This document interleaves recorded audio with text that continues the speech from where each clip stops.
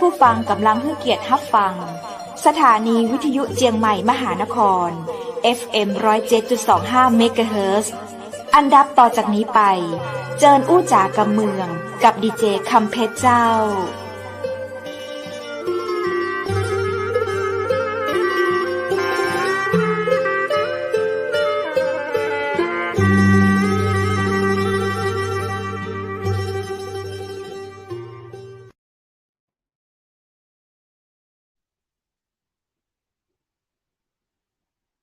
สวัสดีเจ้าสวัสดีคุณผู้ชมที่ฮักและกระเติงหาจัดนักนะเจ้ายินดีต้อนรับเข้าสู่รายการอูจากกำเมืองต่างเชียงใหม่มหานครแพร่ภาพออกอากาศรายการสดจากอาคารวังสิงคำอำเภอเมืองจังหวัดเชียงใหม่เจ้าคุณผู้ชมและคุณผู้ฟังเจ้าปิกอัปป้ากันเช่นเคยนะเจ้าเวลาดีๆ20:10 นาทีอูจากกำเมืองตัวกันที่นี่ไปจนถึงใกล้เวลา3 ทุ่มปุณนะเจ้ากินข้าวแรงกันแล้วน้องป้าใจเปิ้นก็ว่ามานั่งคดตะหวายมีหญิงเปิ้นก็ว่ามานั่งป้อแป้นะเจ้ากำไทยนั่งคดตะหวายก็แปลว่านั่งขัดสมาธิถ้าเป็นกำเมืองไม่หญิงนั่งป้อแป้ภาษาไทยเปิ้นฮ้องนั่งพับเพียบเอากำเมืองวันละกามมาฝากกันนะเจ้าแล้วคุณผู้ชมและคุณผู้ฟังเจ้าวันนี้ก็วันดีขนาดเลยเนอะปิกมาปะกันในวันพุธที่24เดือนพฤษภาคม2566เจ้าวันนี้อากาศดีไหลตี้มีฝนตกลงมานะเจ้าบางจังหวัดอาจจะมีในเรื่องของฝนขาดช่วงอันนี้ก็น่าเป็นห่วงสำหรับพ่อแม่พี่น้องเกษตรกรนะเจ้าเนาะก็เอาน้ำคลองน้ำประปาอันหยังโฮดต้นไม้กันไปก่อนกันละกันนะเจ้ากำลังใจดีๆจากโมเฮาเจ้าเชียงใหม่มหานครขอส่งแหงใจไปถึงทุกผู้ทุกคนเลยนะเจ้าอยู่ตั้งใดตั้งไหนกันพ้องเอิ้นจ่ากันมาพ้องเราเจ้าไผติดตามรับฟังตังคลื่น FM 107.25 เมกะเฮิรตซ์ใหม่รับฟังชัดเจนอยู่ก็เจ้าแล้วท่านใดที่ติดตามรับชมผ่านทางเพจ YouTube เชียงใหม่มหานครถ้ากันเข้ามาได้นะเจ้าเห็นตัวหนังสือสีส้มๆที่ล่นผ่านตังรูปนี่ก็เจ้าถ้าอันนั้นเปิ้นก็จะเขียนไว้ว่าถ้าไผเข้ามาชมมาพอกอยแล้วกดไลค์กดแชร์ให้ได้3กลุ่มแคปหน้าจอส่งเข้าไปที่เชียงใหม่มหานครฮับน้ำผึ้งแต๊ะน้ำผึ้งสารวินส่งฮื้อถึงบ้านฟรีเลยเนาะเจ้าหันก็กติกาง่ายๆดีๆจะอี้นะเจ้ารายการเชียงใหม่มหานครอยากจะมีรางวัลดีๆมอบให้กับคุณผู้ชมเจ้าติดตามชมกันนะเจ้า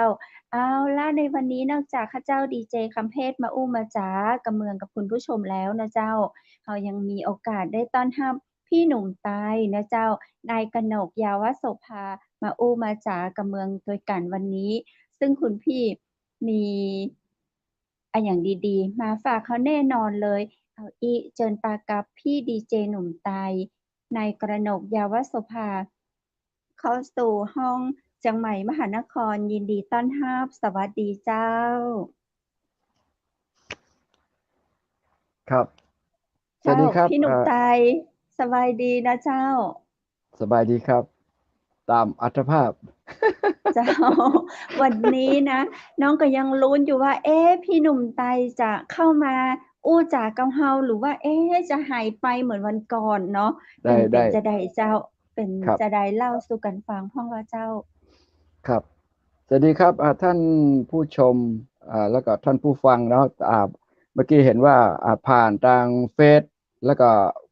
ผ่านทาง YouTube นะครับเชียงใหม่มหานครนะครับแล้วก็ FM 107.25นะครับยินดีจัดนะครับขอบคุณดีเจน้องคำเพชรหรือว่าเพชรณไทยนะครับที่เป็นผู้จัดรายการวันนี้ก็ยินดีจัดนะครับที่ได้มามีส่วนร่วมนะครับในรายการน้องคำเพชรคณะอู้จ๋าภาษาคำเมืองวันนี้สำหรับท่านผู้ชมผู้ฟังเนาะที่ได้ชมได้ติดตามรับฟังรายการทาง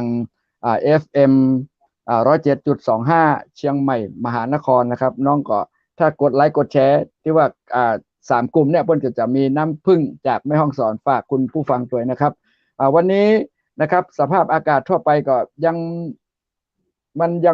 นบ่เปลี่ยนแปลงแต่เนาะภาคเหนือของเฮานะครับเดียวก็ฝนเนาะเดียวก็ ฮ้อนนะครับขอให้คุณผู้ฟังดูแลสุขภาพร่างกายนะครับด้วยความเป็นห่วงนะครับแล้วก็ในเรื่องธรรมชาติและสิ่งแวดล้อมนี่ก็เป็นปกติธรรมดาครับสำหรับจังหวัดแม่ฮ่องสอนของเราเนาะที่เพิ่นฮ้องว่าหมอก3ฤดูแล้วมาเดี๋ยวนี้มันก็ผ่านไปแล้วนะครับบางคนก็อู้อย่างหนึ่งแล้วหมายความว่าถ้าเราบอกอู้อันสร้างสรรค์มันก็ทะเลาะเบาะแว้งกันนะครับเมือง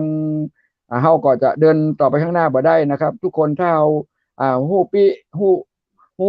ฮู้น้องนะครับเฮาก็จะได้ไปด้วยกันอย่างมีความสุขเนาะอย่างที่เพิ่นว่ามาเดี๋ยวเนี้ยหน้าเฮ็ดท็อปเนาะเฮ็ดท็อปจะออกแล้วน้องคำเพชรเนาะแม่ฮ่องสอนเฮานะครับแล้วก็ถ้าเฮ็ดออกเนี่ยแล้วทีนี้มันเป็นพืชอาจจะเป็นพืชเศรษฐกิจที่เราไม่ได้ลงทุนนะแต่ว่าเราลงแรง มันเป็นอย่างนี้นะครับแต่ว่าฝนกับบรกแต้นะครับออกพ่องบ่ออกหลายเนี่ยนะครับนะเพราะว่าฝนก็มา4-5นี่คือจังหวัดแม่ฮ่องสอนนะครับบริบทคณะธรรมชาติสิ่งแวดล้อมแล้วก็ผู้คนวัฒนธรรมประเพณีนะครับอันนี้คือจังหวัดแม่ฮ่องสอนของเขาครับเจ้าได้กลิ่นเฮ็ดฮอกพ่องหรือยังเจ้ายังเลยครับเพราะว่าช่วงนี้กำลังออกใหม่กำลังแปลงอยู่นะประมาณ300 ซาวนะครับมันก็ยังแปลงอยู่นะครับแต่ว่าถ้าเราอยู่กับป่าแท้ๆเนี่ย300 ซาวเนี่ยคิดว่ามันน่าจะมาแปลงนะครับสำหรับคนที่มีตังค์นะครับเพราะว่าการหาแต่ละเม็ดเนี่ยน้องคำเพชรมันไม่ใช่ของง่ายเนาะเกินการขึ้นห้วยลงดอยแล้วก็การที่เราจะเข้าไปเสาะหาเนี่ยโอ้โหกว่าจะเห็นแต่ละเม็ดกว่าจะมารวมกันเนี่ยครับมันยากนะครับแต่ว่ามันเป็นของธรรมชาติเฮาคิดว่าเปิ้นบ่ได้ลงทุนอย่างมันออกธรรมชาติเนี่ยนะเฮาเลยว่าราคาอย่างมาแปลงบางเทื่อลองกอยเนาะลองพอกอยลองไปหาดูว่าคุณจะรู้ว่าอ๋อ300หรือว่า400หรือว่า200นี่มันคุ้มค่าของเงินที่คุณได้ซื้อชาวบ้านเนาะที่เปิ้นไปหากินนะครับเจ้าความรักเนาะมันก็จะมีแค่ช่วงนี้ต่ออันมันก็เจ้าพี่หนุ่มมีให้เรากินประมาณกี่เดือนนะเจ้ามันจะมีไปเรื่อยๆครับน้องคำเพชรครับถ้าฝนตกนะครับมันก็เหมือนป่าเนี่ยนะมันเพราะว่ามันไหม้บ่พร้อมกันเนาะเพราะว่าเชื้ออย่างเห็ดเนี่ยมันมากับเชื้อรานะครับเนาะบางเทื่อถ้าฝนตกเนี่ยถ้าฝนตกเนี่ยครับหลายๆเนี่ยถ้าเชื้อรามันเพาะบ่มได้เต็มที่เหมือนเฮาซื้อในเรื่องของเห็ดที่เพิ่นเอาไว้ขายเนี่ยเนาะเห็ดโคนกับเห็ดหอมกับที่เพิ่นเพาะเนี่ยครับเพาะเชื้อเนื้อเยื่อเนี่ยครับเนาะมันก็ลักษณะเดียวกันนะครับอันนี้คือมันได้เวลานะครับบ่มเพาะของมันนะครับแล้วอันการไม่ในพื้นที่แต่ละป่าเนี่ยมันก็เหมือนกันนะครับช่วงนี้รู้สึกว่าจะที่หน้าสวนอิ่มใจนี่จะออกนักนะครับเห็นว่าคนไปหากันเยอะนะครับช่วงนี้ลิ้นละ320 บาทนะครับสำหรับจังหวัดแม่ฮ่องสอนนะครับก็ยังแปลงอยู่นะครับแต่ว่าถ้าเราคิดว่าอย่างที่อันผมเมื่อกี้นะครับมันก็แปลงสำหรับคนที่มีตังค์นะครับเจ้าส่งต่างจังหวัดก็เจ้าเป็นส่งออกไปขายก็น่าจะส่งอยู่นะครับเพราะว่าครับเพราะว่าในช่วงนี้มันเป็นในช่วงของสื่อสารในเทคโนโลยีนะเพราะว่าเพิ่นอาจจะขายผ่านเพจผ่านเฟซเนาะผ่านYouTube ผ่านอะไรอย่างเนี้ยครับเพราะว่าเดี๋ยวนี้การส่งเนี่ยแล้วก็มันจะวยตัวน้องคำเพชรเนาะเพราะว่าการส่งในแต่ถ้าเชียงใหม่กาหรือว่าพิษณุโลกกำแพงเพชรหรือว่าใกล้ๆเนี่ยผมว่าไม่เกิน2 วันน่าจะถึงเนี่ยก็น่าจะส่งอยู่ครับเพราะว่าประเด็นเนี่ยการส่งเปิ้นก็จะแพ็คเปิ้นก็จะเอาดินใส่แห่น้อยนึงนะครับเพื่อมันบอกแก่นะเพราะว่าวัน2 วันมันก็จะแก่แล้วครับสำหรับเห็ดท็อปนะครับเพราะมันมีเวลาของมันนะครับเจ้าอันนี้ก็เป็นเห็นเรื่องหนึ่งที่น่าสนใจเนาะในท้องถิ่นจังหวัดแม่ฮ่องสอนตอนนี้พี่หนุ่มตายอยู่ที่อำเภออย่างเจ้าอยู่ที่อำเภอเมืองครับอยู่หลังสวทนี่แหละครับพอดีได้บ้านอยู่ติดกับสวทครับก็อยู่หลังสถานีนี่แหละครับครับมาไปไหนครับอากาศตังเมืองแม่ฮ่องสอนเป็นจะได้พ่องเจ้าครับอากาศก็ยังร้อนอยู่นะครับฝนตกก็ยังร้อนอยู่ครับเพราะว่ามันเป็นธรรมชาติเนาะถ้าเฮาเนี่ยเดี๋ยวเพิ่นจะว่าเฮาเห็นแก่ตัวแฮมละเพราะว่าน้องคำเพชรครับมาเดี๋ยวนี้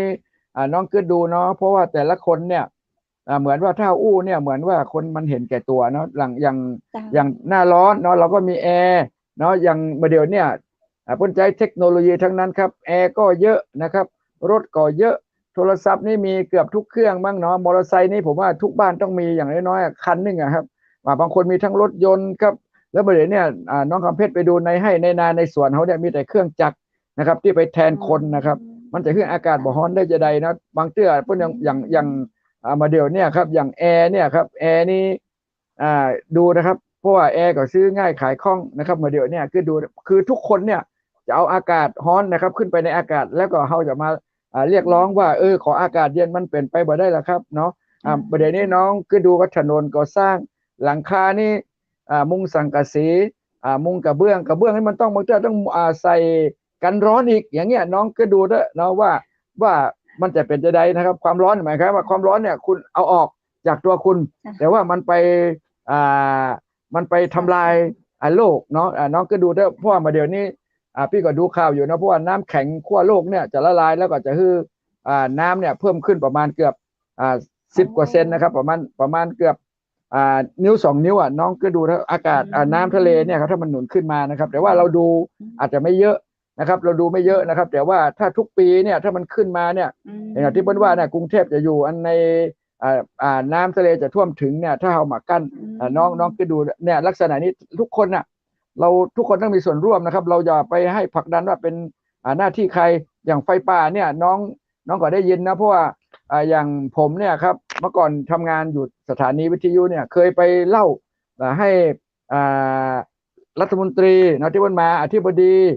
ปลัดกระทรวงนะครับอย่างหัวหน้าราชการที่เพิ่นเข้ามาเนี่ยอย่างเพิ่นมาเป็นหัวหน้าทรัพยากรธรรมชาติสิ่งแวดล้อมเพิ่นมาปี2 ปีเพิ่นก็ย้ายแต่ในความเป็นจริงเนี่ยธรรมชาติน้องคำเพชรเนาะอย่างน้องคำเพชรกับลูกหลานคนแม่ฮ่องสอนอย่างภาคเหนือเนี่ยโบราณเพิ่นว่าเดือน3เดือน4เนี่ยฟ้ามันจะมัวเพราะว่ามันแรงถ้ามันแรงเนี่ยครับฝุ่นอย่างทุกสิ่งทุกอย่างเนี่ยมันจะใบไม้เนี่ยเห็นกับถ้ามันแห้งฝุ่นมันก็จะออกโดยธรรมชาติขี้ดินขี้ฝุ่น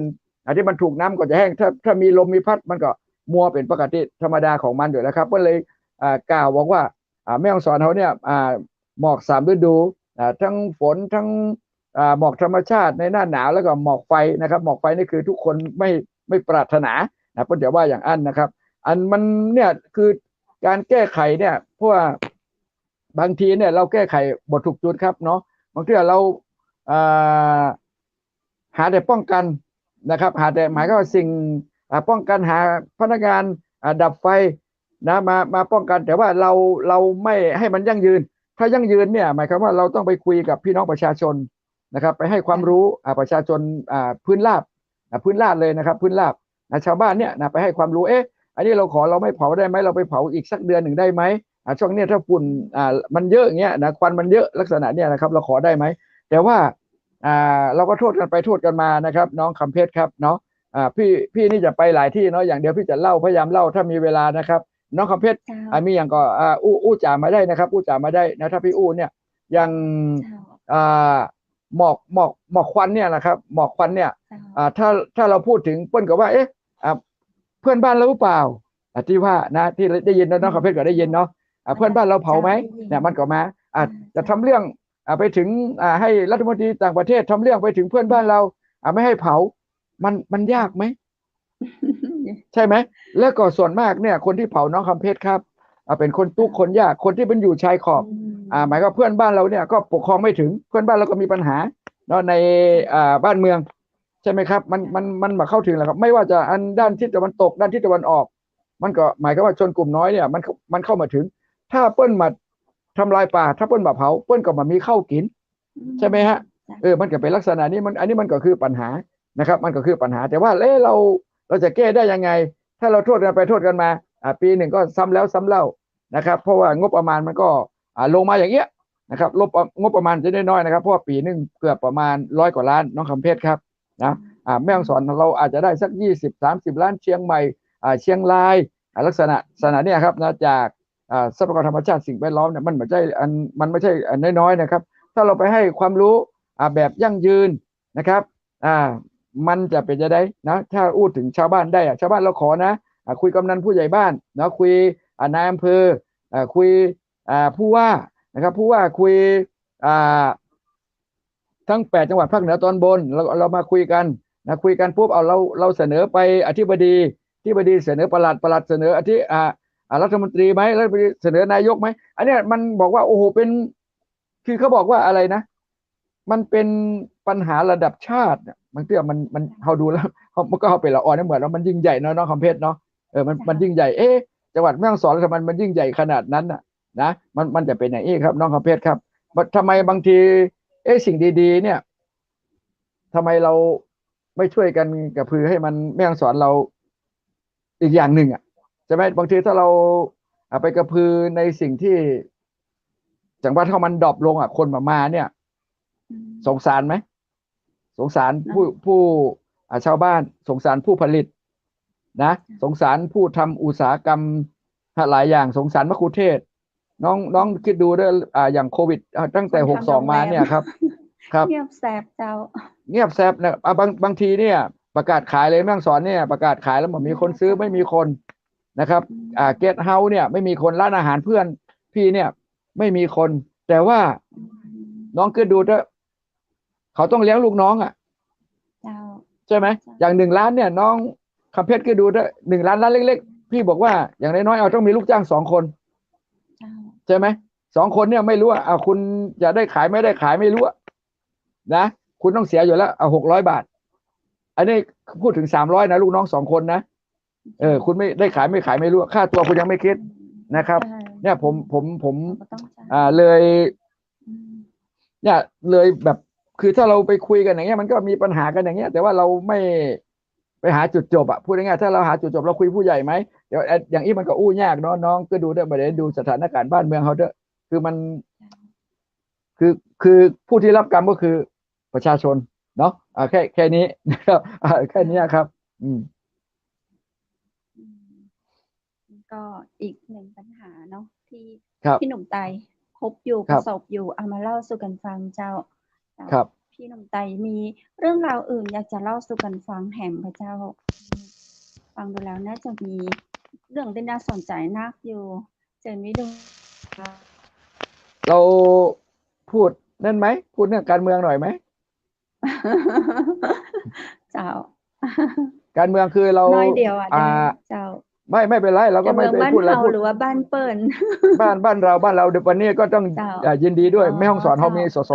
.3 คนเนอะน้องอันคำเพชรครับ2 คน3ครับ3ได้ปฏิริษีอีก1 คนนะน้องตกข่าวไหม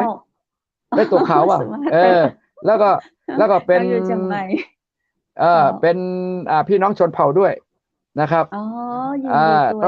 พี่น้องมงนะครับพี่น้องมงนะครับคือเขาได้ปฏิริษีจากพรรคก้าวไกลนะครับแม่ฮ่องสอนเขาเหมือนใจย่อยเนอะ300,000 กว่าคะแนนนะเกือบ400,000นะที่ลงให้ก้าวไกลอันนี้คืออันนี้มันเป็นเรื่องที่เปิดเผยแล้วเรามันไม่มีเป็นความลับประชาสัมพันธ์เจ้าครับนะทีนี้คือหนึ่งที่เรามีสสชื่อนายประกรณ์จีนาคำเนาะแล้วก็เขต2ค่ะได้คุณสมบัติยศิลป์แล้วก็ปฏิริษีเขาได้ชื่ออย่างเจ้าชื่ออย่างอะไรอาเฟยเล่าฟังนี่ก็หารู้สึกนะถ้าไม่ผิดเป็นพี่น้องมงนะครับครับมันจะเป็นเป็นพี่น้องมงนะครับพี่น้องมงนะครับรู้สึกว่าอยู่อันดับที่23บอกไม่รู้นะนั่นนะครับอันนี้ที่คือถ้าเราได้แล้วเราจะได้ผลักดันหลายๆเรื่องเนาะอย่างที่เปิ้ลอู้ถึงอันนี้ที่จะอู้ถึงมาได้น้องคำเพชรเนาะในเรื่องจังหวัดแม่ฮ่องสอนเราเนี่ยอย่างพี่เราอยู่กับป่าเนี่ยถ้าเราจะให้พื้นราบเนี่ยน้องคำเพชรครับหมายความว่าไม่เกิน35 องศาจะออกโฉนดได้อย่างเงี้ยอย่างแม่ฮ่องสอนเขาเนี่ยน้องคำเพชรเห็นก็คนเราอยู่กับป่ากับดอยมันจะมีไหมพื้นที่ราบไม่เกิน35 องศามันมีไหมส่วนมากพวก60 70เนาะที่เขาอยู่ดอยมันเตี้ยเห็นว่าพี่น้องมงเห็นไหมที่มันลงดอยอย่างนี้เลยโอ้ถ้าเราวิ่งนี่ผมว่าหน้าขมำเลยแหละเนี่ยมันเราคือบางทีเราต้องดูบริบทอย่างที่สสเรา3 คนเนี่ยถ้าเราผลักดันเนาะแล้วก็เราอยู่ได้รัฐบาล1 คนอย่างเงี้ยนะมันหมายก็ว่าอย่างที่มันเป็นผลประโยชน์ของพี่น้องประชาชนอย่างในเรื่องของที่ดินทำกินอย่างเงี้ยนะอย่างพี่น้องชนเผ่าเรื่องไฟฟ้าเรื่องถนนนะที่เรามีปัญหากันเนี่ยหลายหมู่บ้านยังไม่มีไฟฟ้าใช้ครับน้องคำเพชรครับในจังหวัดแม่ฮ่องสอนในเขตอำเภอเมืองเราไม่ต้องไปพูดถึงอำเภอปางมะผ้าอำเภอปายหรืออำเภออื่นๆอย่างที่อำเภอบ้านน้องที่ไป ก็ ไกลๆใช่ไหมอำเภออะไรนะที่อยู่ไกลๆอำเภออะไรไอ้ที่ไปยากๆศพเมยศพเม ไกลยแม่อีกที่สำแรกไปอีกหมู่ท่าตาที่ฟังนั่นถ้าเราฝั่งมันไกลขนาดไหนนะถ้าเราดูแล้วนะครับแล้วถ้าเราได้นะมีสวัสดิการเอาโยนไม่ต้องเอามาทั้งหมดหรอกครับโยนโยนเศษแล้วอย่างจังหวัดใหญ่ๆที่เขาได้งบประมาณเป็นหมื่นล้านพันล้านแม่ฮ่องสอนเราขอสักเศษเขาก็พอละนะถ้าเราขอเศษเขาสักพันล้าน200 ล้านก็แล้วแต่ที่เราจะมาทำอย่างเขาแล้วเนี่ยอย่างผู้ว่าท่านเชษฐาโมสิกรัตน์ท่านที่ก่อนไปเนี่ยท่านอะไรนะจินดาหลวงเนี่ยที่ย้ายไปเนี่ยนะครับขอถนนนะครับจากอำเภอปายที่จะมาถึงจากแม่แตงนะครับแม่แตงที่มาถึงอำเภอปายเนี่ย1,000 กว่าล้านตกตกไปนะครับได้แต่ตัดโค้งแค่นั้นมาถึงสกรรมกับเจ้าได้แต่ตัดโค้งหนึ่งประมาณสัก1-2 ล้านตัดโค้งให้มันกว้างขึ้นคือมันก็อย่างเก่าถ้าเราพูดถึงนะแต่ว่าเราก็ไม่ว่าน้องคำเพชรนะเพราะว่าให้มันเป็นเขาต้องการอย่างเจ้าผมว่าอย่างน้อยนะบางทีเนี่ยอย่างที่ญี่ปุ่นคนญี่ปุ่นเขาพูดนะบอกว่าเราเนี่ยบางทีเราทำไม่ถูกบางทีเราน่าจะไปให้เบ็ดเขา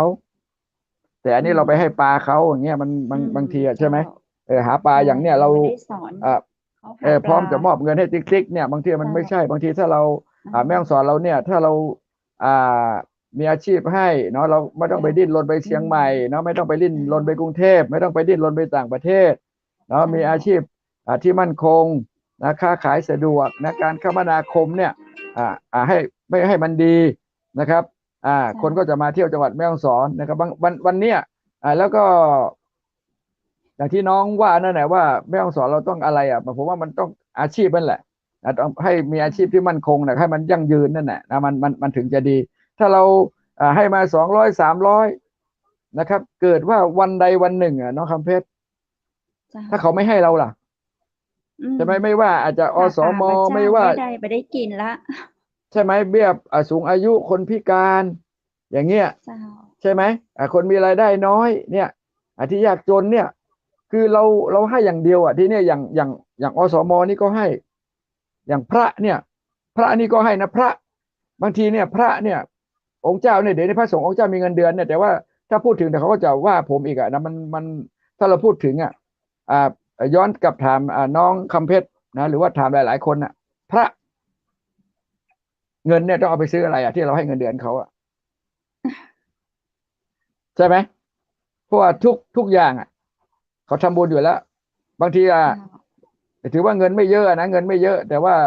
บางทีเนี่ยหมายความว่าเงินนั่นน่าจะไปเอาไปใช้ส่วนอื่นที่มันสำคัญกว่าใช่ไหมอย่างพระเนี่ยอย่าง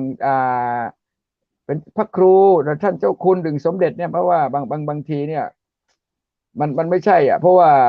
พี่ดูแล้วนะบางทีทุกอย่างประชาชนมัคคทายกนะเขาทำบุญหมดเนาะไม่ว่าจะเป็นอาหารนะหรือว่าแค่พูดมาแค่นั้นทุกคนให้มากกว่าอาหารทั้งนั้นให้มากเยอะนะถ้าเราพูดถึงนะน่าจะหมายก็พี่บอกว่าน่าจะเอาเงินเนี่ยเราไปทำอย่างอื่นไหมพี่ว่าพระก็ไม่อยากหรอกแต่ว่าบางทีในคณะรัฐมนตรีอาจจะดูให้ทั่วถึงหมายก็ว่าทุกคนก็มีส่วนได้เหมือนว่าคือเหมือนว่าเดี๋ยวพี่จะโยงไปอีกเนี่ยเหมือนว่าอีกหนึ่งศาสนาเนี่ยเราก็มีเงินให้เขาเงี้ยแต่ว่าทำไมพูดไม่ให้ลักษณะเนี่ยมันก็มีปัญหาลักษณะเนี่ยนะเพราะว่าอันอีกศาสนาหนึ่งให้เยอะมากถ้าเราพูดถึงใช่ไหมเนี่ยมันก็จะเป็นอย่างนี้นะเนี่ยนี่อันนี้คือเมืองไทยเรานะครับเพราะว่าเงินเราไปใช้จ่ายให้มีประโยชน์แล้วก็ให้ถูกจุดผมว่ามันน่าจะมีประโยชน์นะมากกว่าอย่างที่เราที่มันเป็นปัญหาจริงๆเราเข้าไปแก้ไขเราเอาเข้าไปใช้ในส่วนนั้นครับมันน่าจะอย่างนั้นนะอย่างพี่ว่าเนี่ยใช่ไหมคือถ้าประชาชนเขาฟังอยู่ก็อยากจะให้คอมเมนต์เนาะคอมเมนต์เข้ามาเลยนะครับเพราะว่าเราแลกเปลี่ยนความคิดเห็นนะครับน้องอันผู้ฟังครับนะเราแลกเปลี่ยนความคิดเห็นอยากให้คอมเมนต์เข้ามาเนาะเราฟังกันหลายๆเรื่องที่ผมพูดเนี่ยคือผมก็ แก่แล้วนะไม่ใช่ไม่แก่แล้วแต่แก่เท่าแล้วนะครับเพราะว่าเราก็ประสบการณ์เราเยอะนะครับว่าเราว่าน่าจะเอาเงินเนี่ยไปทำอย่างอื่นดีไหมอย่างโอเคอย่างพิการเนี่ยให้ไม่เป็นไรนะผู้สูงอายุให้ไม่เป็นไรนะครับแต่ว่าบางทีเนี่ยน้องคำเพชรครับอย่างสวัสดิการของรัฐบางทีที่รัฐเขาให้เนี่ยอย่างประกันสังคมถ้าเราว่าเอ๊ะฝรั่งแก่ทำไมเขามีเงินเยอะจังเขามาบ้านแล้วที่จริงเขาจะว่ามีเงินเยอะนะถ้าเราพูดถึงฝรั่งแต่ว่าค่าเงินเขาสูงกว่าเราแค่นั้นเนาะน้องคำเพชรเนาะอย่างเขาแค่เดือน2-3 พันแต่ว่าเขาส่งในเรื่องของประกันสังคมถ้าดูดีๆนะครับฟังให้ดีไปศึกษานะต่างประเทศสมมติว่าน้องคำเพชรเนี่ยเงินเดือนเยอะ200,000อย่างเงี้ยน้องคำเพชรจะถูกหักเยอะนะหลายเปอร์เซ็นต์นะ200,000อาจจะเป็นเดือนละ10,000อย่างเงี้ยใช่ไหมอย่างอย่าง5,000อย่างเงี้ยอาจจะเดือนละ300อย่างเงี้ยคือฝรั่งเนี่ยเขาจะให้ไม่เท่ากันสวัสดิการที่จะส่งประกันสังคมนะมันจะเป็นแบบนี้หมายว่าเขาอาจจะคิดเป็นเปอร์เซ็นต์ถือว่าถ้าเราเกษียณมาถ้าเรา60เราหมายคนที่ส่งเยอะหมายเป็นวิศวะเนี่ยบางทีเป็นล้านอย่างเงี้ยเขาอาจจะส่งเดือน200,000เนี่ยใช่ไหมเขาพวกค่าเงินมันเยอะนะคุณราคาเขาว่าเขาอาจจะได้สวัสดิการเยอะเดือนหนึ่งประมาณสักห้า5,000เหรียญ5,000 เหรียญก็เอา30คูณดิเดือนก็เป็นแสนใช่ไหมถ้ามาอยู่บ้านเราเนี่ยมันอยู่สบายใช่ไหมเมื่อกี้พี่ดูข่าวช่องไหนพี่ไม่จำนะเพราะว่าประเทศไทยที่เราจะขึ้นรัฐบาลเนี่ยที่จะขึ้นค่าแรงเนี่ยรู้สึกว่าดูไบเนี่ยจะเยอะกว่าเขานะวันละประมาณ1,700 1,800นะประมาณ1,700กว่าเนาะดูไบแล้วก็จะมีอะไรอีกพวกมาเลอินโดเนี่ยจะเยอะกว่าเราหมดเลยนะวัน700-800นะมีของเราเนี่ยที่ด้อยกว่าเขาของเราเนี่ยมาอันดับเกือบโลนะมีพม่านี่โลสุดละ90 บาทแล้วก็มาลาวมาเวียดนามนะที่อยู่ฝั่งเอเชียตะวันเฉียงใต้เนี่ยเยอะกว่าเราหมดเลยนะครับมันพวกสิงคโปร์สิงคโปร์อีกสิงคโปร์นี่ประมาณ1,500นะครับค่าแรงเขาต่อวันนะต่อวันนะครับมันก็จะเป็นอย่างนี้พอมาเทียบกับไทยเราเนี่ยวัน315 บาทแล้วก็เราก็แบ่งเป็นพื้นที่อีกลักษณะนี้นะครับอันนี้เราขอคุยประเด็นไปมั่วๆแล้วอยากให้ผู้ฟังมีส่วนร่วมที่ติดตามรับฟังเรานะครับเพราะในรายการของเราก็จะมีในช่วงดีเจอู้กันอยู่แล้วเจ้าเป็นดีเจนี่ก็จะเป็นอู้ไปเรื่อยๆเจ้าแต่ก็จะเป็นดีเจอู้ไปเรื่อยเรื่อยๆเพื่อได้สาระแน่เจ้าเราแลกเปลี่ยนกันเนาะแลกเปลี่ยนกันนะครับถ้าเราอู้ถึงหลายๆอย่างบริบทภาคเหนือเราเนี่ยน้องคำเพชรครับเพราะว่าเราวัฒนธรรมประเพณีเรามันก็คล้ายๆกันนะครับทีนี้ในเรื่องของประเพณีหลายอย่างมันก็เคลื่อนไหลนะไปตามคนนะสมมติว่าคนย้ายถิ่นเนี่ยอย่างคนเมืองเนี่ยไปอยู่ไหนอย่างมันมีเมืองพม่าอยู่เมืองเนาะเมืองไทยใหญ่ที่เราพูดถึงจะมีคนเมืองเชียงใหม่เนี่ยที่ไปอยู่ที่ตกหล่นที่ว่าไปแล้วไม่กลับเชียงใหม่เนี่ยมันจะมีหมู่บ้านหนึ่งเขาก็จะเขาจะเอาวัฒนธรรมประเพณีของเราเนี่ยนะไปใช้ในบ้านท่านเนี่ยของเราเนี่ยมันเคลื่อนย้ายแล้วก็เหมือนเมืองอะไรอีกอันนั้นลพบุรีหรือที่ไหนมันจะมีคนเมืองเนี่ยที่ไปอยู่เนี่ยนี่ก็จะเป็นคนเมืองหมดเลยที่จะไปสื่อสารกันนะเป็นคนเมืองใช่ไหมวัฒนธรรมเราก็มีแล้วก็มันมีเนี่ยฝั่งเมวดีเนี่ยแม่สอดเนี่ยในฝั่งพม่าอันนั้นคนเมืองอยู่เหมือนกันที่ไปอยู่ในเมืองเขาแต่ว่าหมายเขาว่าสมัยร.5นะที่เราแบ่งเขตเนาะรัชกาลที่5เนาะพระบาทสมเด็จพระจอมเกล้าเนาะเจ้าจุลจอมเกล้าเจ้าอยู่หัวนะที่รัชกาลที่5ของเราเนี่ยที่แบ่งเนี่ยคืออาจจะเอาน้ำสารวินอาจจะเอาน้ำเมยที่มันกั้นเนี่ยแล้วทีนี้คนมาได้ปิกบ้านแต่ว่าเราก็ยังใช้อยู่ร่วมกันอย่างมีความสุขนะครับแล้วก็เรายังมีวัฒนธรรมที่เหมือนกันนะเหมือนเขาเมืองเลยเหมือนคนเมืองเลยมีน้ำพริกกินอย่างเดียวกันนั่นการแต่งตัวเหมือนกันเลยทั้งวัฒนธรรมประเพณีนะการแต่งตัวนี่คือประเพณีเนาะวัฒนธรรมก็เดี๋ยวมีขึ้นวัดขึ้นวานะครับมันก็จะเป็นอย่างนี้อย่างวัฒนธรรมในการกินข้าวนะการแต่งตัวนะการทำอะไรที่มันเป็นเมืองเนี่ยมันจะเป็นลักษณะนั้นแม่ฮ่องสอนก็เหมือนกันครับอย่างพี่น้องไทยใหญ่เนี่ยน้องคำเพชรครับ ที่เพิ่นไปอยู่เชียงใหม่เห็นไหมเพิ่นมีปอยสั่งร้องเห็นไหมไปอยู่สักกลุ่มหนึ่ง ประเดี๋ยวนี้เปิ้นมีปล่อยสั่งลองที่เชียงใหม่ละ ครับ เห็นไหมอย่างวันนั้นที่ว่ากรุงเทพก็จะจัดปอยสั่งร้องกันแล้วนะครับมีด้วยกรุงเทพก็จะมีเห็นไหมคนพวกคนมันไปย้ายถิ่นมันเยอะแล้วก็เรารวมกลุ่มกัน อันนี้เราไม่ว่ากันนะเหมือนพี่น้องอิสลามเหมือนกันนะอิสลามนี่ไปไหนก็เหมือนกันนะครับถ้าเขามีอยู่เป็นกลุ่มแล้วเขาก็จะไปทำวัฒนธรรมประเพณีเขาเหมือนกัน อันนี้เราก็ไม่ว่ากันนะครับบางทีวันนั้นผมก็ไปคุยผู้ที่รักวัฒนธรรมประเพณีผมก็บอกอย่างเนี้ยแม่ฮ่องสอนเนี่ยเพิ่นจะเอาสั่งรองเขาไปจัดที่กรุงเทพเนี่ยเหมาะไหมเขาบอกว่ายิ่งดีเขาบอกว่าเหมือนเขาไปขยายนะเผยแพร่ประชาสัมพันธ์ประเพณีของเราเขาว่าอย่างนั้นอันนี้เป็นโอกาสก็แล้วแต่นะครับคืออย่างที่พี่คิดเนี่ยพี่คิดว่าถ้าเขาเอาไปอยู่กรุงเทพอยู่เชียงใหม่อยู่เชียงรายลากเหง้าสมัยเมื่อเราเป็นเด็ก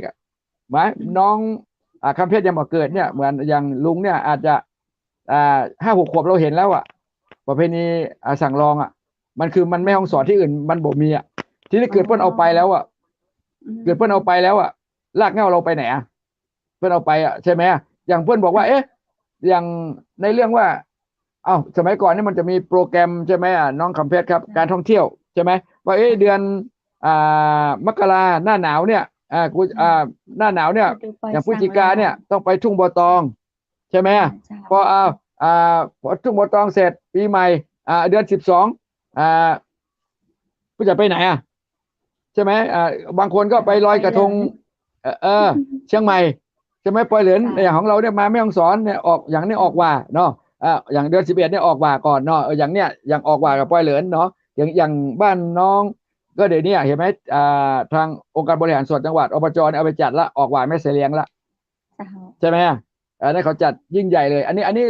เราก็ไม่ว่ากันคืออันนี้ภายในจังหวัดแม่ฮ่องสอนเนาะถ้าเขาวางโปรแกรมในการท่องเที่ยวไว้เนี่ยอย่างพี่ว่าเนี่ยอย่างที่น้องพูดถึงอย่างเดือน11ออกหวานออกพรรษาเนี่ยคือปอยเหริน11นะเขาก็ต้องวางโปรแกรมไว้หมดในการท่องเที่ยวของแม่ฮ่องสอนเนาะเดือนตุลาพฤศจิกานี่เพิ่นก็มาบัวตองละใช่ไหมบัวตองเสร็จเพิ่นก็ลอยกระทงละใช่ไหมลอยกระทงเสร็จปีใหม่มกราเนี่ยใช่ไหมก็ไปเที่ยวหลากหลายคนหมายคนต้องวางโปรแกรมคุณอย่าไปไหนใช่ไหมพอมกราพอกุมภาเนี่ยสั่งรองเราเริ่มมาแล้วนะสั่งรองเราหมายก็เพิ่นจัดละเพิ่นจะจัดละอย่างกุมภาเนี่ยใช่ไหมเพิ่นก็จะเริ่มแล้วถ้าต้นมีนาเนี่ยหมายความว่าเพิ่นเตรียมเนาะเพราะถ้าต้นมีนาเนี่ย2-3เนี่ยเพิ่นจนถึงเมษาบางที่จนถึงถ้ามันใกล้กันปุ้นจนถึงพฤษภานะครับใกล้โรงเรียนจะเปิดเนี่ยครับปลายพฤษภาเพิ่นก็จัดอย่างในซอยเนี่ยปลายพฤษภาวันที่23 24 25 26มันจะเป็นแบบนี้อันนี้หมายความว่าที่พูดถึงเนี่ยถ้าเรามีโปรแกรมถ้าเขาไม่เอาวัฒนธรรมประเพณีเราไปคือเปิ้ลจะได้มาจังหวัดแม่ฮ่องสอนเขาคนก็จะได้ขายของจะได้มาเห็นวัฒนธรรมอันยิ่งใหญ่ของชาวไทยแม่ฮ่องสอนลักษณะนั้นไม่ใช่ว่าเราเป็นผู้อพยพแล้วก็เอาไปแล้วก็อันนั้นมันไม่ใช่อันแตะนะมันแค่เป็นที่เขาของปลอมเนี่ยเขายันแบบอีกเนาะ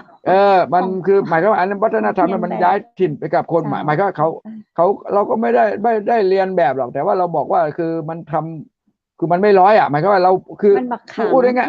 ครับอย่างครับง่ายเหมือนว่าน้องคำเพชรไปอาศัยอยู่บ้านเปิ้ลใช่ไหมหมายความว่าในครอบครัวเนี่ยน้องคำเพชรไปอาศัยอยู่บ้านเปิ้ลแต่น้องคำเพชรซ้ำมันแต่ว่าโอเคเปิ้ลอาจจะน้องคำเพชรซ้ำไปทำอะไรข้ามหน้าข้ามตาเปิ้ลครับถามว่าชาวบ้านเจ้าของบ้านเขาจะชอบน้องไหมก็มาเปิงใจเจ้าเปิงใจใช่ไหมมันก็เป็นลักษณะนี้แหละพี่ว่านะแต่ส่วนดีเขาก็มีไม่ใช่ไม่ดีหรอกมีดีแต่ว่าในความเป็นจริงมันเราต้องคิดหลายเรื่องมันเป็นลักษณะนั้นนะครับอยู่กรุงเทพนะ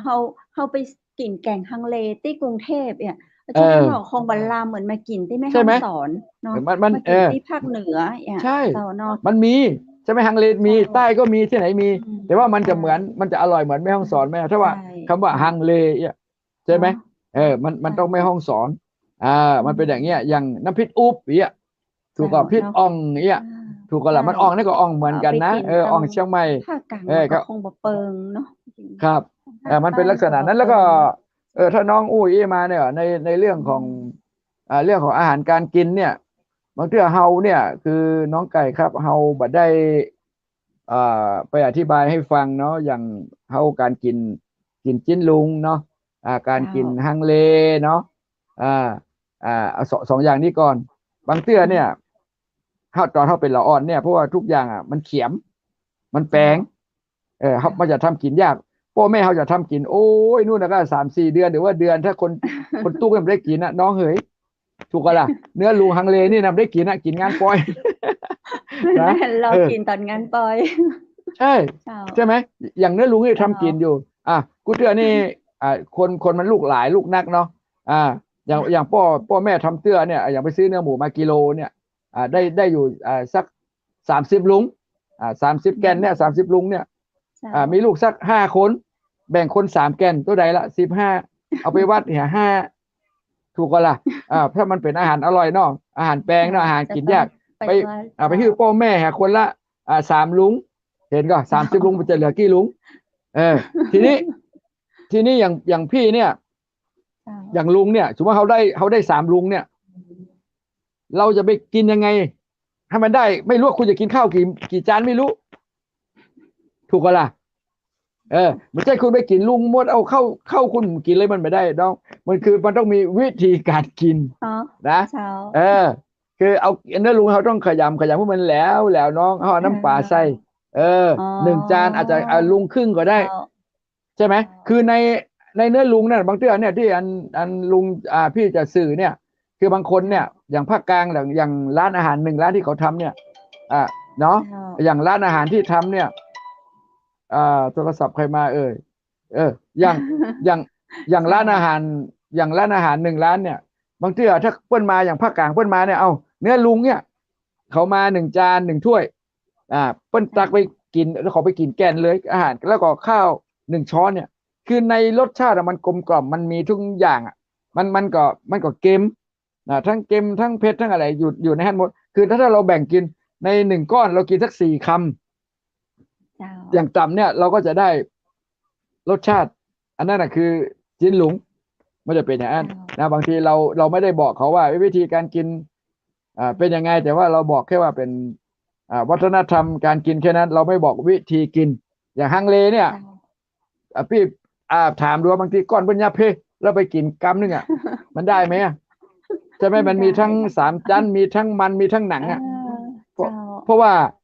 ที่เห็นเนี่ยที่พี่เห็นเนี่ยพี่ไปกินเข้างานวัดอย่างที่เล่าฟังที่น้องคำเพชรฟังเนี่ยไปเจอผู้กำกับคนหนึ่งแล้วก็มานั่งกินวงด้วยกันเนี่ยโหจะกินก็เป็นแกนบอกว่าอันเปิ้นมากินอันเนอร์ก็ว่าเนาะเปิ้นแบ่งกินนี่อย่าว่าสอนเนอแกจะกินหมายก็ว่าใน1 ก้อนเนี่ยอาจจะกินสัก5 คำก็ได้ดิแกจะเอาเป็นกำเป็นจ้อนเข้ากำมันไปได้ที่ไหนน้องคำเพชรมันเหมือนใจหรอลักษณะนั้นมันทุกอย่างมันจะมีวิธีแต่ว่าเราไม่ได้พูดพร้อมได้เนาะได้จ่าเปิ้นนะมันปัญหามันก็เลยถึงเกิดไงมันเป็นอย่างนี้นะในเรื่องของวัฒนธรรม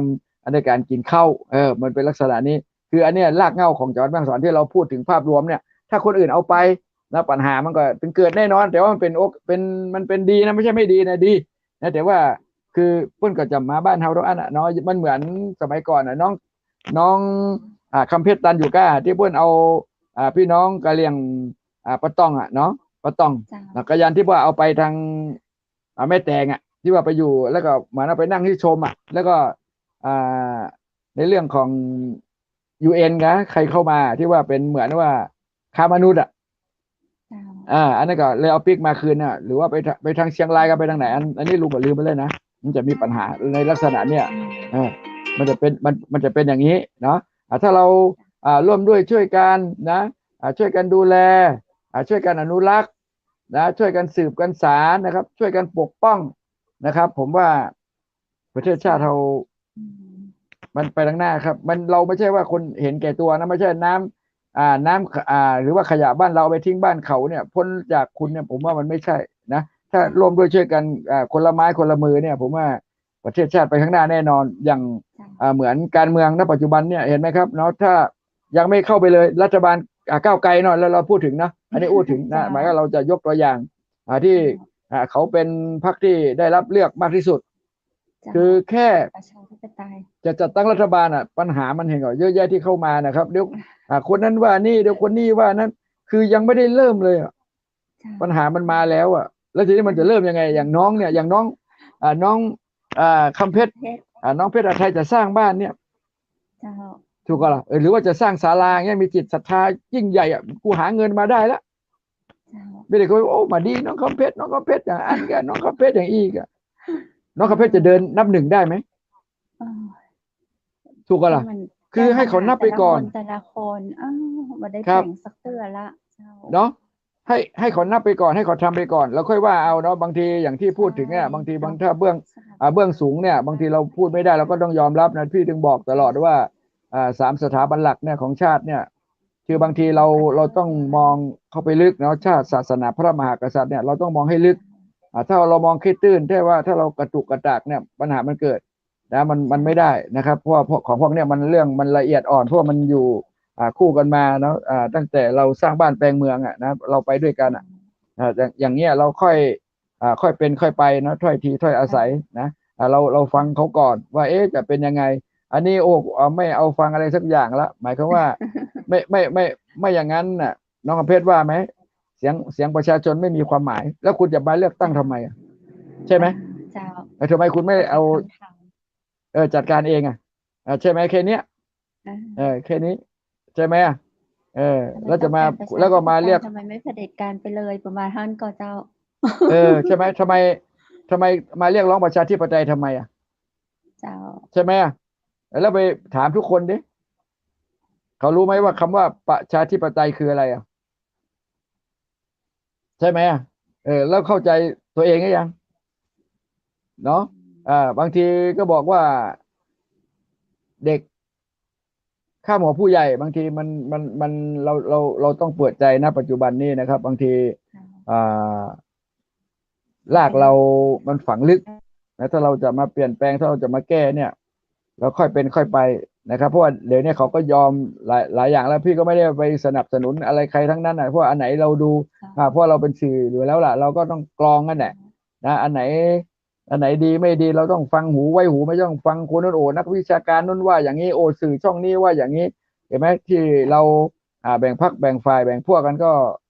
นะเพราะอย่างนี้แหละแล้วเราจะไปอยู่ยังไงล่ะนะถ้าเราร่วมด้วยช่วยกันนะนะยอมถอยคนละนิดคนละหน่อยนะมันจะไปยังไงประเทศชาติเดี๋ยวเนี้ยเห็นไหมที่เขาบอกว่าค่าแรงก็แพงบ้านเมืองเรามีปัญหานะครับนักลงทุนเขาก็จะไปต่างประเทศหมดแล้วน้องคำเพชรเลยลักษณะนี้นะครับมันเป็นลักษณะนี้โควิดก็เจอนะเราเจอธรรมชาติก็เจอนะครับเพราะเรามารอรัฐบาลอย่างเดียวเนี่ยใช่ไหมเราจะเดินยังไงใช่ไหมมันเป็นอย่างนี้มันเป็นอย่างนั้นนะครับเราลองดู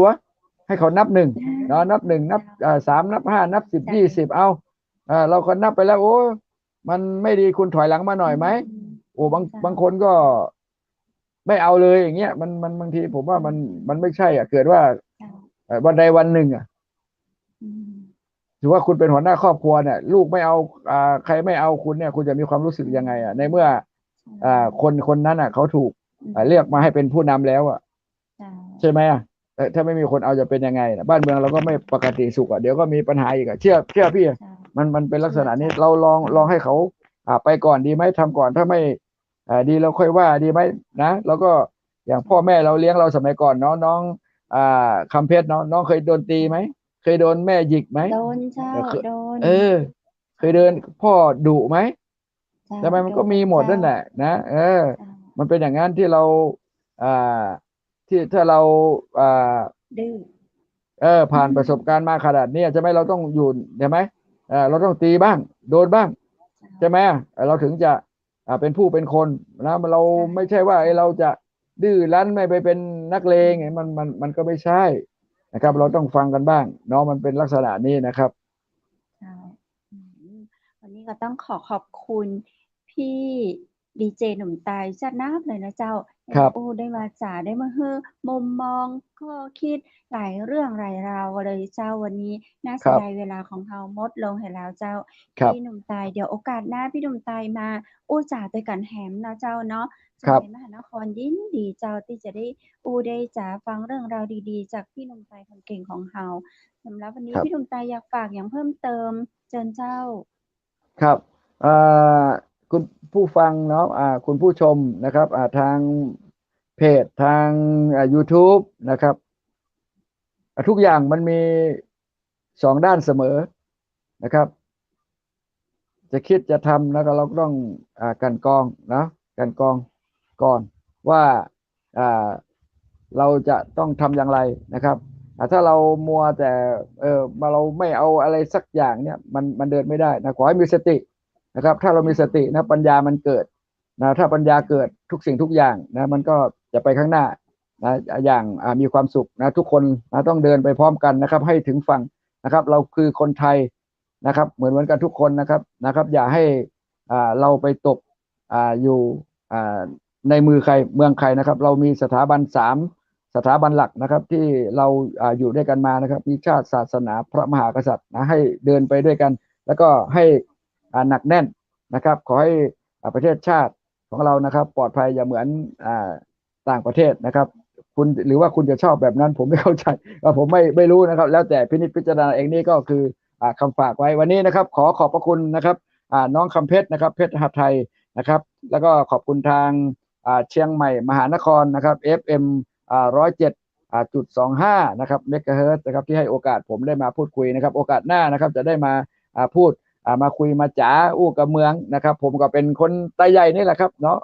เมืองก็พูดได้นะครับค่อยมาปะกันใหม่นะครับวันนี้นะครับขอขอบพระคุณนะครับทุกภาคส่วนนะครับขอบคุณน้องเพชรหัตถ์ไทยแล้วก็ผู้อยู่เบื้องหลังทีมงานสตรีมทุกคนนะครับวันนี้ขอให้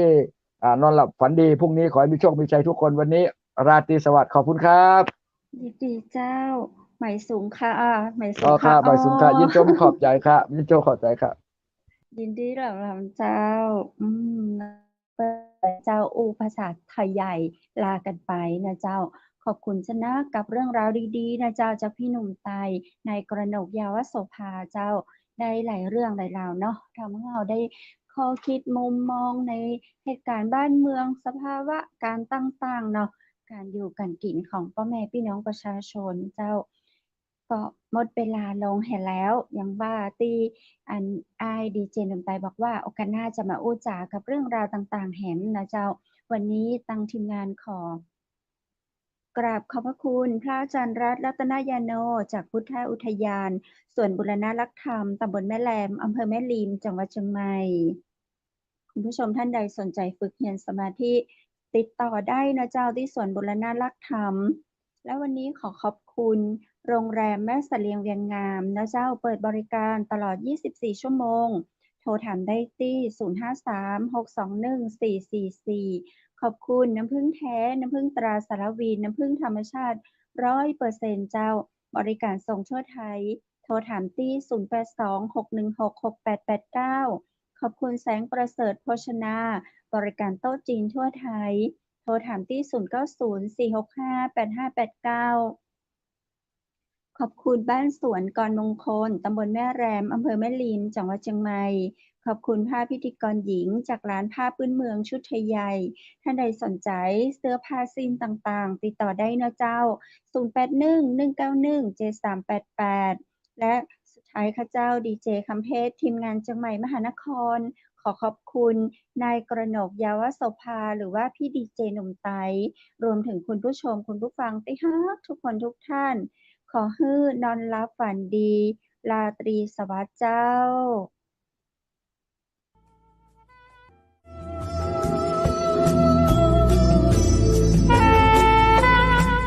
ดอยสุเทพเป็นสีประเพณีเป็นสง่าบุพชาติล้วนงามตานามลำค่านครพิงค์สถานีวิทยุเจียงใหม่มหานคร FM 107.25 เมกะเฮิรตซ์ขอส่งเสริมการท่องเที่ยวทุกมิติเจ้า